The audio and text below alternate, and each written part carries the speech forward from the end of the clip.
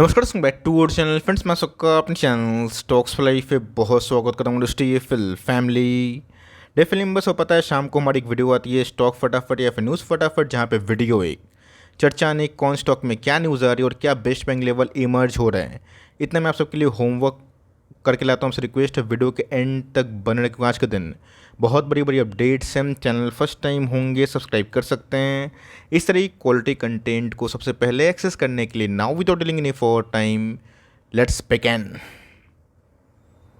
बात की जाए भारतीय शेयर बाजार की, आज हमें थोड़ा सुस्त कारोबार होता हुआ देखने को मिला और इसका इम्पैक्ट हमारे पोर्टफोलियो में भी क्लियरली विजिबल था। आज के दिन 200 जुलाई का दिन खत्म हो चुका है, मतलब जो जुलाई का महीना है वो ख़त्म हो चुका। और इसी बीच में दोस्तों एफ ने फिर से लास्ट डे भी सेलिंग करी है, जहाँ पे उनकी क्वांटम की बात की जाए 3,462 करोड़ के आसपास नेट सेलर बनते हुए देखने को मिल रहे हैं। जहाँ डीएस अभी भी भारतीय बाजार को कंटिन्यूसली बेसिस पे सपोर्ट कर रही है, बिकॉज रिटेल पावर अभी के टाइम इमर्ज हुआ है, लोगों की एसआईपी बढ़ी है। बट येस, ये चिंता वाला विषय है और मैं भी देख रहा हूँ कि मार्केट में इतनी तेज़ी हो गई, बट एफआईएस गैस अभी भी बिल्कुल भी रुचि नहीं ले रहे हैं।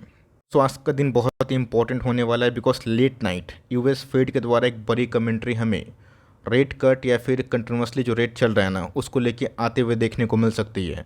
मोस्ट प्रोबेबली चांसेस काफ़ी कम हैं जहाँ पर रेट कट इस क्वार्टर में हो, बिकॉज डोनाल्ड ट्रंप ने साफ साफ फेड को धमकी भी दी है। लेकिन देखना बनता है आने वाले जो यूएस फेड का मीटिंग है उसमें क्या होगा। लेकिन यस, उसके पहले अगर आप रुझान की बात की जाए ना, तो अभी भी अगर आप देखें तो जून और ऑफकोर्स जुलाई में एफ की बाइंग ही है, बट बहुत ही ना के बराबर है। और यस, आने वाले 203 महीना बहुत इंपॉर्टेंट है। मैं सच बताऊं तो पिछले कुछ समय से बाजार ने एक तरफा रैली किया है। जिस कंपनी की अर्निंग सस्टेनेबल है ना उसमें चिंता का विषय नहीं है, बट जहाँ पे फ्रॉड जमा हुआ है, जो स्टॉक अत्यधिक भागे हैं, वहाँ पे ना थोड़ा कॉशियस रहिएगा। बाई सेल रिकमेंडेशन में नहीं दूंगा, लेकिन यस इतना मैं बोल सकता हूँ कि अपना जो नर्व है उसको आप कंट्रोल कर सकते हो।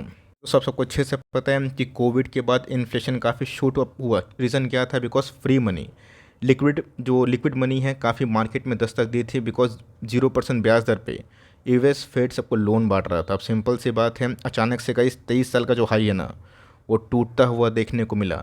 और ये पहला बार था 30-40 सालों में जहाँ पे 200 यूएस फेड ने 0% से 5.5% के आसपास रेट हाइक किया।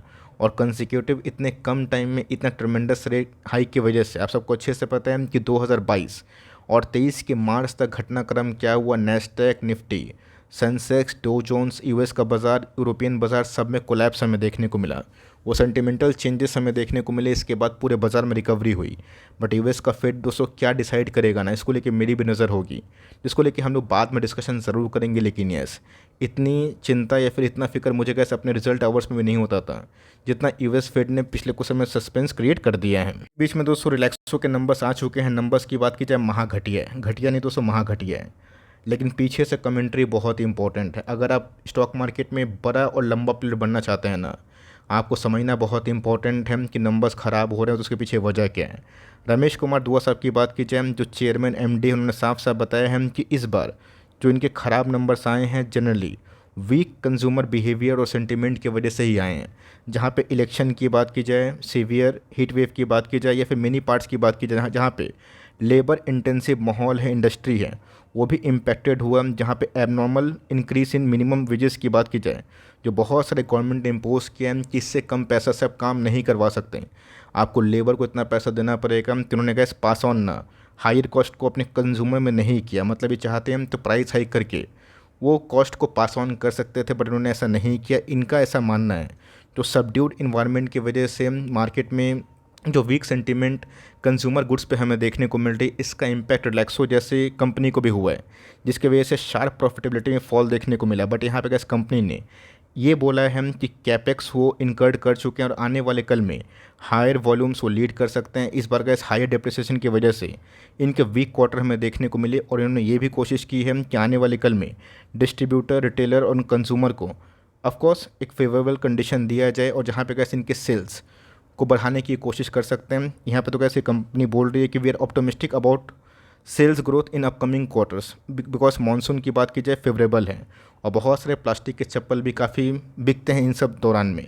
अगर आपको मंडी कमेंट्री भरोसा है देन दोस्तों आप ना कॉल ले सकते हैं, लेकिन यस पीछे से नंबर्स खराब होने की मुख्य वजह यहाँ पे दोस्तों रमेश कुमार दुआ साहब ने कह दी है। यहाँ दोस्तों मैं छुपाऊंगा नहीं, एचटीएफएल की बात की जाए, मैंने अपने प्लेटफॉर्म पे बहुत सारे शेयर्स डिस्कस किए हैं। बहुत सारे शेयर की जर्नी काफ़ी मल्टी बैगर रही। एक आध शेयर की बात की जाए वो अंडर परफॉर्मेंस कर रहे हैं, इंडस्ट्री में ही प्रॉब्लम देखने को मिल रहे हैं, तो ऑफकोर्स मैं उधर पॉलिशिंग नहीं करूंगा, लेकिन यस इस कंपनी ने सही मायने में लोगों को निराश किया है। आज के भाव की बात की जाए 868 के आसपास चल रही थी। के इतिहास की बात की जाए, ट्रैक रिकॉर्ड की बात की जाए, एक महा मल्टीबैगर स्टॉक है, लेकिन वही कहानी है कि अगर कंज्यूमर पे अपनी कॉस्ट को पास ऑन नहीं करेंगे और ऑफकोर्स कोई कोई वजह से फैक्टर ख़राब होंगे, जैसे कि हमने एशियन पेंट में भी ऐसे ही कुछ कमेंट्री देखी थी कि हीट वेव हो गया, लॉजिस्टिक प्रॉब्लम हो गया। रही बात इलेक्शन की वजह से डिमांड सबड्यूड रही, वीक कंज्यूमर का बिहेवियर अभी भी कंटिन्यू है। सेम दोस्तों रिलैक्सो की भी वही कहानी, बट इनके प्रोमोटर्स ने पिछले कुछ समय से एक लेगेसी पैदा की और बहुत सारे स्टॉक्स में से ये भी एक मल्टीबैगर निकला। अगर आप इनके कमेंट्री से ओके हैं, खुश हैं, देन दोस्तों आप कैरी ऑन कर सकते हैं। आपको लगता है कि इसको बेच के एक नया विकल्प खोजना चाहिए, मैं दोस्तों आपके ऊपर छोड़ रहा हूँ। मैं अपनी बात कहूँ कि मैं क्या करने वाला हूँ, मैं दोस्तों होल्ड करूँगा, बिकॉज जब मैंने इतने साल होल्ड किया ना, 3-3 साल 4-4 साल कम नहीं होते हैं, जब मैंने इतना होल्ड किया तो पोस्ट रेट कट के बाद मुझे लगता है कि नॉन एफएमसीजी जो सेगमेंट है ऑफकोर्स कंज्यूमर बिहेवियर वो काफ़ी अच्छा हो सकता है, बिकॉज लोन जब सस्ता होगा इन सबको काफ़ी फ़ायदा होगा, बिकॉज वहाँ पे तो कंज्यूमर बिहेवियर्स भी काफ़ी अच्छा परफॉर्म करते हैं। आपका क्या पॉइंट ऑफ व्यू है कमेंट बॉक्स में बताइएगा, बिकॉज कोई बाई सेल रिकमेंडेशन आपको अच्छा लगता है तो कंटिन्यू करिए, नहीं लगता है तो अपने मर्जी के मालिक हैं। इसमें कैसे एक छोटी कंपनी है, कमाली कंपनी है, डेफरी कंपनी केमिकल्स को बिलोंग करती है, एफसीएल। इनके नंबर्स अभी भी आना थोड़ा अवेटिंग है, बट कंपनी के भाव की बात की जाए 400 के नीचे ट्रेड कर रही है। कंपनी की बात की जाए तो काफ़ी पोटेंशियल आने वाले कल में रखती है, बिकॉज कंपनी का जो कैपेक्स हुआ है और कंपनी का दोस्तों जो डाइवर्सिफाई बिजनेस मॉडल है ना वो बहुत ही यूनिक है। बिकॉज मैं केमिकल्स में देखता हूँ ना, बहुत सारी कंपनीज एक ही सेगमेंट में काफ़ी ज़्यादा एक्सपोजर दे के रखती है। अब उस सेगमेंट में अगर थोड़ी बहुत तेज़ी आ जाए तो उन सब कंपनीज़ की चांदी लगती है, लॉटरी लगती है। कंपनी के पैट के फिगर में काफ़ी चेंजेस और काफ़ी अपग्रेडेशन देखने को मिलता है, और सेगमेंट वाइज काफ़ी वीक कहानी होती है। जैसे कि हमने एसआरएफ में फ्लोर केमिकल सेगमेंट में देखा था तो स्टॉक के प्रॉफिटेबिलिटी काफ़ी सबड्यूड होते हैं, बट इस कंपनी की बात की जाए, वाटर ट्रीटमेंट की बात की जाए, टेक्सटाइल की बात की जाए, इसमें है। मैंने कमेंट देखा कि सर इनका मैक्सिमम एक्सपोजर टेक्सटाइल में है, इसलिए मैं आगे नहीं पाँव को बढ़ा रहा हूँ। तो आप चाहें तो Q1 के नंबर्स को देख सकते हैं। रही बात कंपनी की, तभी बैलेंस शीट के पॉइंट ऑफ व्यू से कंपनी अभी तक काफ़ी अच्छी है। बात की जाए फाइन ऑर्गेनिक की, कल हमें 10% के आसपास तेज़ी का माहौल देखने को मिला था, आज 5% गिरा।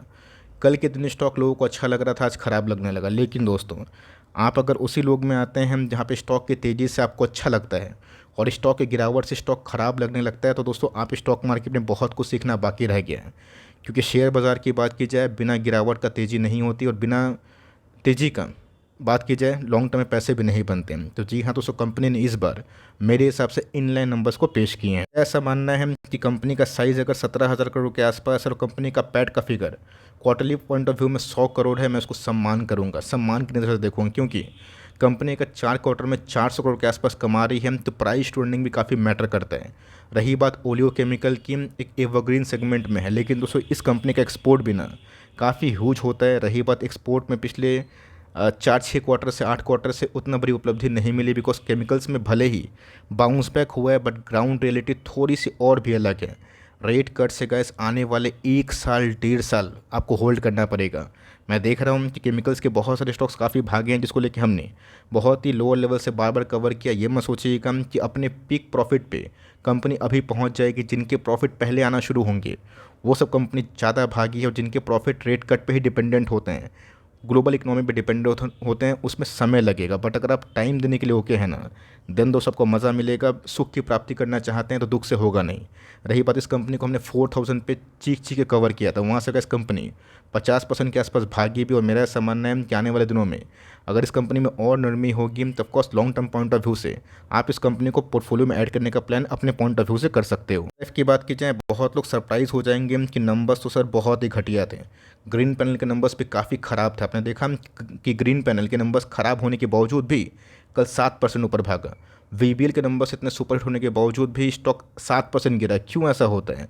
फ्यूचर गाइडेंस दोस्तों, अगर कंपनी गाइडेंस सही है ना कि चलो इस क्वार्टर में नंबर्स ख़राब होंगे, पीछे से वजह मुझे पता है, आने वाले कल में हम लोग तो ठीक कर सकते हैं, तो ऑप्टिमिस्टिक लोग घुसते हैं और लोग बोलते हैं कि फ्रॉथ हो गया, बबल हो गया। ऐसा नहीं होता है, बिकॉज डिक्सन में भी सेम यही कहानी था। जो दोस्तों नियर टर्म चैलेंजेस से 6 महीना साल भर के पेन की वजह से निकल गए, जहाँ कंपनी के मैनेजमेंट ने साफ साफ बोला था कि 1 साल इनके लिए ख़राब रहेगा। डिविस लैब में भी सेम वही कहानी हुआ था, लोग निकल गए और उनके निकलने के बाद स्टॉक हाथ में भी नहीं लगा। यही सब दोस्तों आपको ना साइकोलॉजी सीखने की आवश्यकता है। तो कमेंट भी कर रहे हैं कि सर एवरेज अप कब करें, एवरेज डाउन कब करें। जब कंपनी भागती है तब कैसे एवरेज करें और एवरेज डाउन कैसे करें। जिस कंपनी के अर्निंग्स मोमेंटम आने वाले कल में इंटैक्ट होने वाले हैं, just like Dixon, Polycab, VBL, बहुत सारी कंपनीज ऐसे हैं जो 1 साल 2 साल 3 साल से कंटिन्यूसली रैली कर रहा है। रीज़न क्या है? बिकॉज उनका दोस्तों गाइडेंस मजबूत है, 30-30%, 35-35%। तो वहाँ पे क्या छोटी मोटी डिप पे ही बाइंग हो जाती है। बट जहाँ पे ट्रेंड चेंज होता है, हेडविंड्स कंपनी फोकस करती है, फॉलो करती है ना, फेस करती है, वहाँ पे आपको फिबोनाची पैटर्न और वेरियस लेवल्स काफ़ी इंपॉर्टेंट हो जाते हैं। मैं कभी इसके ऊपर विस्तार से कवरेज करूँगा, बिकॉज मुझे पता है कि ये चीज़ सीखने के बाद आपको काफ़ी मोटिवेशन और काफ़ी क्लियर आइडिया मिल जाएगा। रही बात कंपनी की, तो ऑफकोर्स दीपक नाइट्रेट के संग इस कंपनी में भी हमें लाइफ टाइम हाई जैसा माहौल देखने को मिल रहा है। अगर पुराना हाई टूटता है तो आने वाले कल में इस कंपनी भाग भी सकती है। लेकिन यस, कंपनी का H2 साफ साफ पता है, कंपनी ने बताया भी है कि Q3 और Q4 से ही ये लोग अच्छा खासा रिकवरी उम्मीद कर रहे हैं। स्ट्रीमिंग केबल्स के नंबर्स कैसे लगे? मुझे कैसे नंबर्स N9 लगे, मुझे नंबर्स काटने लायक नहीं लगे। और कंपनी का जो ग्रोथ प्रोस्पेक्ट है वो भी ठीक ठाक देखने को मिल रहा है। चूँकि नंबर्स की बात की जाए आज हमें देखने को मिले और स्टॉक 5% क्रैश था। अगर ऑपरेटिंग प्रॉफिट को जाकर देखिएगा, अगर आपको लगता है कि हर क्वार्टर कंपनी नंबर्स को बीट करे, संभव नहीं है। पॉलीकैब को भी जाकर आप देख लें, आपको क्लियर कट व्यू मिल जाएगा। तो कंपनी का हमने 150-160 के आसपास कवर की थी। कंपनी 4x पर अभी भी चल रही है। ऊपर नीचे होता है, कोई दिक्कत वाली बात नहीं है। लेकिन यस, कंपनी के साइज़ की बात की जाए, मात्र 1,500 करोड़ से नीचे की कंपनी है, तो रिस्की है, मैं साफ साफ बता रहा हूँ। लेकिन यस, इक्वली भी रिवॉर्डिंग है। 5 साल अगर आप 2 बियर फेस 2 बुल फेस को देखें और लॉन्ग टर्म कमिटमेंट करें तो कंपनी अगर ठीक ठाक चलेगी और 10,000 करोड़ 15,000 करोड़ के आसपास की मार्केट कैप आप सोच रहे कि हो जाएगी ना, उसके लिए समय की आवश्यकता है। तो मैं नंबर्स से गैस काफ़ी ठीक ठाक फील कर रहा हूँ। नंबर्स मुझे काटने लायक नहीं लग रहे हैं। की बात की जाए, नंबर्स गैस काफ़ी अच्छे थे, काफ़ी मजबूत थे। स्प्लिट का रेशियो भी हमें 2:5 का देखने को मिला। स्टॉक ने डिविडेंड नहीं बांटा। कल के दिन स्टॉक में काफ़ी गिरावट थी, बट एग्जैक्ट रीज़न मुझे समझ में नहीं आया। हो सकता है कि स्प्लिट का जो रेशियो है उसी की वजह से स्टॉक फॉल हुआ होगा। कंपनी का दोस्तों जो फ्यूचर आउटलुक है 1 साल 2 साल अवधि के पॉइंट ऑफ व्यू से वो काफ़ी अच्छा है। मैंने कैसे इस कंपनी को हमेशा कवर किया है। अच्छा पैसा बना, जहाँ पैसा नहीं बना तो ऑफकोर्स कम से कम बहुत मेजर लॉस नहीं है, 80-90% लॉस नहीं है। 10-15% लोग लॉस में होंगे या फिर नो प्रॉफिट नो लॉस में होंगे, क्योंकि उन सब इंडस्ट्री में हेडविंड्स हैं। बट जहाँ पे टेलविंड्स हैं, जहाँ पे कंपनी के लिए फेवरेबल कंडीशन अभी भी उपलब्ध है ना, वो सब कंपनी 8-10 गुना भी हुए हैं। ये कंपनी का इस कंपनी बहुत ही अच्छी है। SIP वाला स्टॉक है, निचले भाव पे अगर गिरता है ना, आपको खुश होना चाहिए कि अच्छी कंपनी खराब सेंटीमेंट में गिर रही है।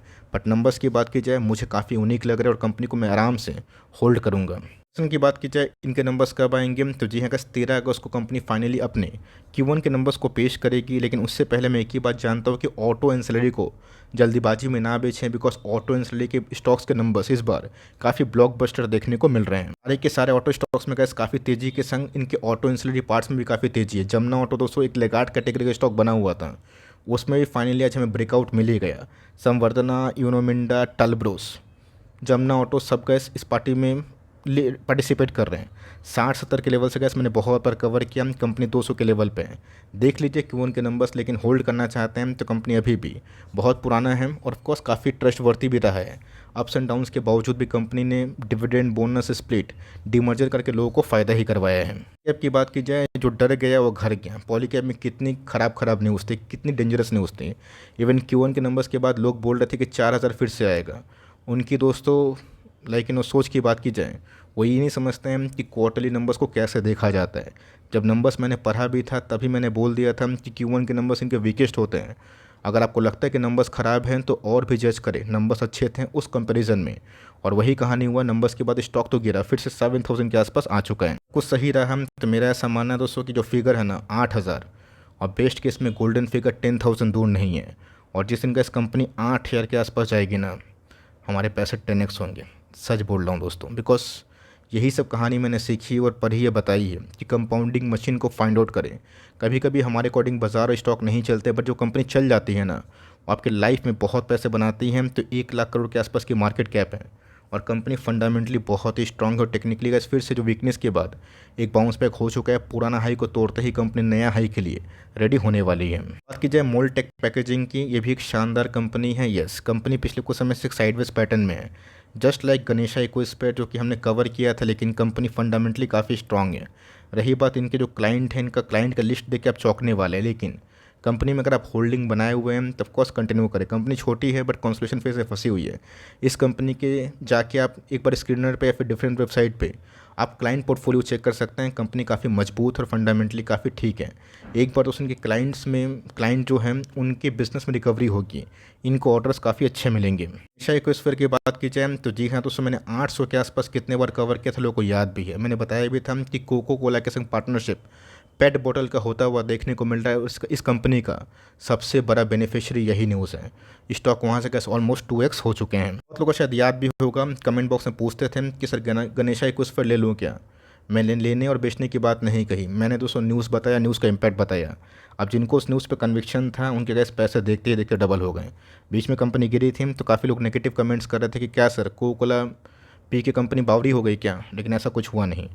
वो कमेंट्स के बाद उसके आज स्टॉक डबल हो चुका है। तो इसलिए कैसे मैं बोलता हूँ कि आपको ना समझदारी से कंपनी का जो फेस है उसको देखने की आवश्यकता है। इसकी बात की जाए Q1 के नंबर्स हमारे सामने अभी तक नहीं आए, बट कंपनी को जिस हिसाब से गवर्नमेंट का बजट है ना इस बार पेश हुआ था, वाटर की बात की जाए, वाटर ट्रीटमेंट की बात की जाए, वेस्ट वाटर की बात की जाए, उन सब में इंडस्ट्री में कैसी कंपनी मुझे काफ़ी की प्लेयर लगती है। कंपनी में दम है नो डाउट, कंपनी काफ़ी भागी है नो डाउट, लेकिन कंपनी में आने वाले कल में एक ह्यूमंगस चांस हमें देखने को मिल सकता है। लेकिन हॉरिजन 5 साल का रहेगा तो ही बेनिफिट होगा। रही बात EMS, एक अच्छी कंपनी है, दूसरे दोस्तों सेक्टर वाली कंपनी, इसी सेक्टर की कंपनी से मुझे इनके बैलेंस शीट काफ़ी क्लीन लगते हैं। एशियन पेंट की बात की जाए तो एशियन पेंट भी कैसे एक शानदार कंपनी है और despite of very poor numbers. ऐसा क्यों होता है कि नंबर्स खराब होने के बावजूद भी स्टॉक आपके विपरीत जाता है? लोग गाइडेंस को चेक करना भूल जाते हैं और लोगों को लगता है कि जैसा चल रहा है वैसा ही चलेगा। अब मैंने रिलैक्सो का दोस्तों क्यों आपको गाइडेंस बताया, क्योंकि कंपनी जो बोल रही है उसे भरोसा करना पड़ेगा तो ही फ़ायदा होगा। अगर आप एमलेसली ट्रैक नहीं करेंगे तो कहानी उल्टी हो जाएगी। मेरा ऐसा मानना है दोस्तों, एशियन पेंट की बात की जाए MOS पे है मार्जिन ऑफ सेफ्टी, और इस लेवल से गैस मैं बहुत बड़ा डाउनसाइड नहीं उम्मीद कर रहा हूँ। बट आने वाले 3 साल में गैस अगर एशियन पेंट 8-9 हज़ार के आसपास भी चला जाए ना तो मैं ऑफकोर्स उतना ज़्यादा सरप्राइज़ नहीं होऊंगा। लोगों को लगे कि 3-4 साल की अवधि में सर का टारगेट बहुत ही 7-8 हज़ार 9 हज़ार बहुत ही ऊपर है, बट दोस्तों यही रियलिटी है। और ऐसे ही हमने देखा है कि कैसे कंपनी जब कॉन्स्टेलेशन फेज़ में होती है उसके बाद कंपनी में जब टेलविंड्स आते हैं ना कंपनी रॉकेट बनती है। तो इसको जो फेस करेगा पैसे उन्हीं के बनेंगे। और मेरा ऐसा मानना है कि एशियन पेंट देश की सबसे टॉप क्लास कंपनी है और मुझे लगता है कि लॉन्ग टर्म में जो लीडर है ना, जो लेगेसी है वो कंटिन्यू करेगी ही अभी तक। हमारे इंटरमैच की बात की जाए, नंबर्स तो काफ़ी इंप्रेसिव थे। आज क्यों गिरा? क्योंकि दोस्तों इस बार ना नंबर्स ऑफ सब्सक्राइबर जो एडिशन हुए वो काफ़ी कम हुआ है। और ये सिंपल सी बात है, तो सोचने वाली बात है। B2B बिज़नेस में अपना सब्सक्राइबर लोग कब बढ़ाते हैं, कब पार्टिसिपेट करते हैं? जब लोन मिलना सस्ता हो।